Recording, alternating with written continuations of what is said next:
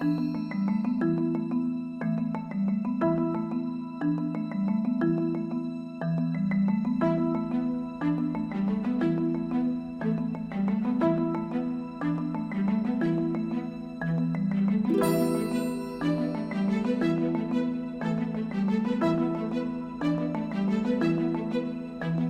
was both, and I'm sure that it was a decision that the Prime Minister took after very serious and anguished introspection, because the laws themselves were passed, or rather the process of the enactment of the laws had in fact, or that process was preceded by consultation amongst the knowledgeable and a clear evaluation of the tangible benefits which would accrue to the farming community.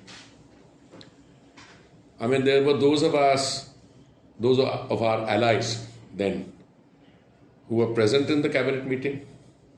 They made very positive statements about the benefits of those laws after the passage of the legislation.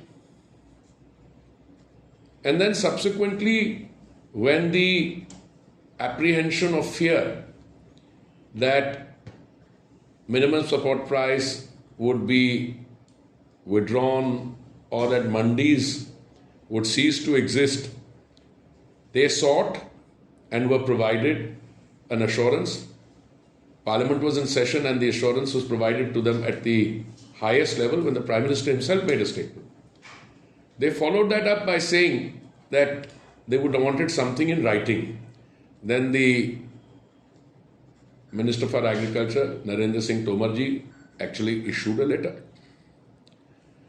Anyway, I think the facts speak for themselves. Any apprehension that MSP would be withdrawn needs to be ridiculed, because the MSP in the two procurement seasons that followed, not only were the procurement objectives exceeded, but more MSP was paid, both in respect of rice and grain.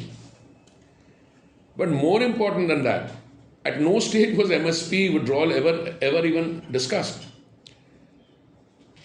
Today we are in the situation where the Prime Minister, and this is I think your question, Pranab, felt that he had done something for the benefit of the farmers, because he wanted benefits to accrue to the farmers directly.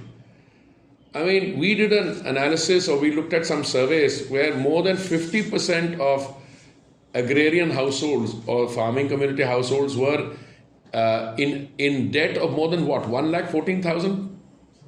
Something. Huh? 2 lakh rupees debt. 50% of them.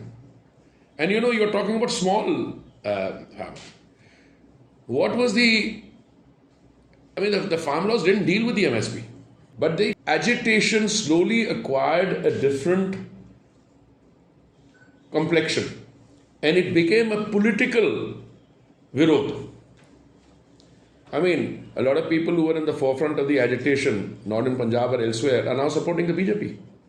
So the Prime Minister's decision, for somebody who had thought it through and it was subject to consultation, must have been difficult, and he said so. So, being far-sighted and visionary, he said that what's the point if you're trying to do well, but it is spiraling out of control into an agitation that could assume a fairly serious security dimension. And that was your question. And I think wiser counsels prevailed.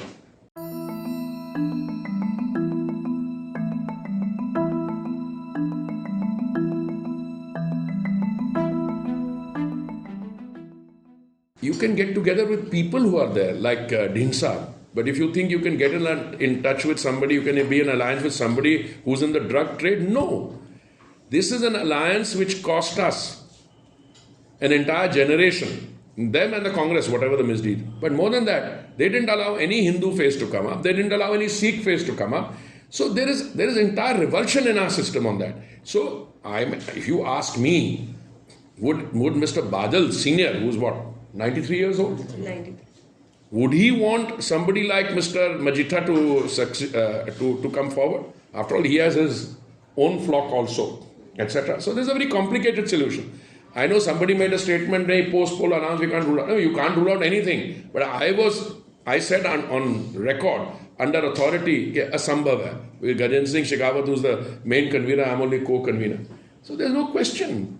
The Modi government doesn't align with people like that. Alliance with the Akali Dal, which is, drug and other issues. No, that they subverted our people. I'm glad some of them have gone across. You don't want me to take names. They were ministers in that government. And everybody knows what happened. Look, the Akalis would have never have allowed the BJP to be what it is. Our major problem with the Akali Dal was that they made us a junior partner. And if you're only contesting 22 or 23 seats, you don't have any say. The ministers we sent to the cabinet were completely co-opted by them. This time we are not equal partners, but we are the ones contesting 73 seats.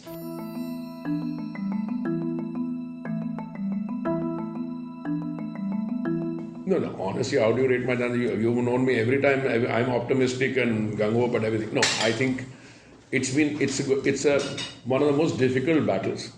As I said, we started at 0, 5% was the vote share, and we are slowly going up.